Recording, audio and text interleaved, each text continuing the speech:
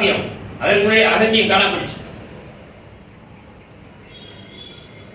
இப்படி நிறைய ஒரு சின்ன ஒரு சம்பவம் மற்றும் இலக்கியம் எவ்வளவு இனிமையாக செய்கிறது.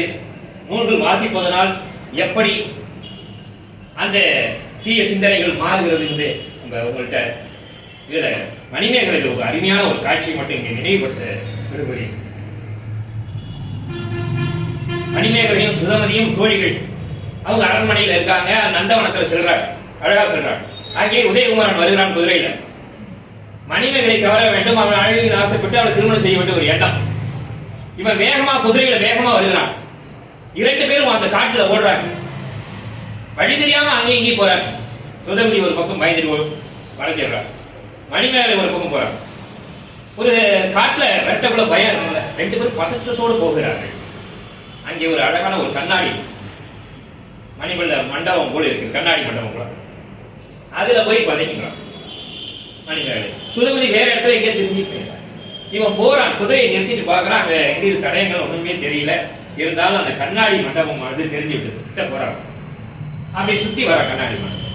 மணிமேகலை போய் அந்த கதை உள்ளார போய் நிக்கிறான். நிற்கக்குள்ள அவருடைய நிழல் அந்த கண்ணாடியில் படுகிறது. அழகாக கண்ணாடி தெரிகிறது. இவன் கிட்ட போறான், அவர் திடீர்னு உள்ளார வர போறான். நம்மள கூட தான் கதவை திறந்துட்டு உள்ளார வர போறான்னு பயம் வந்துருச்சு. பயம் வந்த வேர்வை அந்த உடல் உறுப்புகளாம் விரும்புகிறது. இது அப்படியே ஆடுவது போல் தெரிகிறது. இவன் வந்து பார்த்த உடனே அந்த நிழல் அப்படியே பார்க்கறான். பார்த்துட்டீங்கன்னா அவன் சொல்றான், இப்படி அழகான ஓவியத்தை யார் வரைந்தார்களோ தெரியவில்லை சொல்லிட்டு அந்த காம சிந்தனை இருந்து விரட்டிட்டு போகல குதிரை. இந்த பொண்ணை கடத்திட்டு போன திருமணம் செய்யணும் ஒரு எண்ணம் இருந்தது. அந்த எண்ணத்தையும் மறந்துட்டு திரும்பி குதிரை எடுத்துட்டு எதுக்காக வந்த நோக்கமே மறந்துட்டு இந்த ஓவியத்தை நினைத்துக் கொண்டு இப்படி ஒரு பெண்ணை எப்படி இருப்பாள், இப்படி ஒரு பெண் எப்படி இருப்பாள், இது போல ஒரு பெண்ணை எப்படி பார்க்கிறது, இப்படி சிந்தனையை விட்டுட்டு சென்றான். எதுக்கு இந்த இடத்துல இதெல்லாம் சொல்றீங்கன்னா, எவ்வளவு ஒரு தீய சிந்தனை வந்தவனையும் அந்த ஓவியம் என்ற ஓவியமும் படிப்பு ஆயக்கலை 64 ஓவியம் ஒரு கலை. இந்த ஆயக்கலை 64 கொட்டி கிடக்கிற இடம் தான் நூலகம். இப்படி ஒரு மனசையும் மாத்துது. அந்த பெண் எவ்வளவு அழகானவள், அவளுக்கு கருத்து எவ்வாறு மாறப்பட்டது, ஒரு தீய சிந்தனை தானே மாற்றப்பட்டது. இதையெல்லாம் தரக்கூடியது ஓவியம் என்ற ஒரு கலை.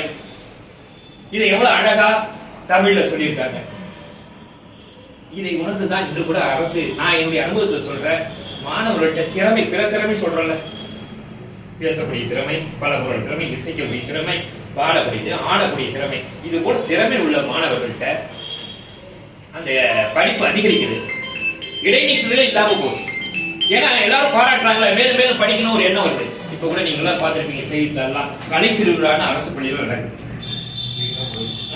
கலை திருவிழா அதுல உள்ள மாணவர்கள் பல கலைகளை தெரிந்து கொண்டாங்க.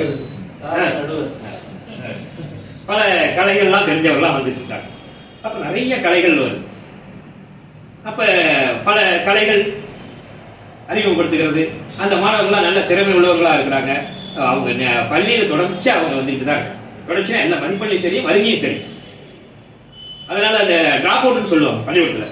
அது இல்லாமல் ஒரு நிகழ்வு இருக்கு. அதுல ஜெயிச்சு போறவங்களும் வெளிநாட்டுக்கு அழைச்சிட்டு போறாங்கிறது, கலையரசன் கலை அரசிங்கிற விருது கொடுத்து வெளிநாட்டுக்கு போறக்கூடிய ஒரு சூழல் அந்த 2-3 ஆண்டுகளா இருக்கு. நீங்களும் யூடியூப் பேஸ்புக்ல போட்டு பார்த்தா அந்த மாணவர்கள் பாடக்கூடியதெல்லாம் நம்ம அருமையா இருக்கு. அரசு பள்ளி சீருடையிலேயே செய்யக்கூடாது, நீங்க பார்க்கக்கூட உங்க மகிழ்ச்சி. இப்படி ஒரு பலவிதமான திறமைகளை வளர்த்துக் கொள்ள வேண்டும் என்றால் அது அந்த பல துறை அறிவுகளும் இருக்குது. எங்க பள்ளி மாணவர்கள்லாம் நூலகம் தான் மிக சொத்து. எங்களுக்கு என்ன அறிவு உள்ள பள்ளிக்கூடம் இருந்தால் நூலகத்துக்கு அழைச்சிட்டு போகணும். ஏன்னா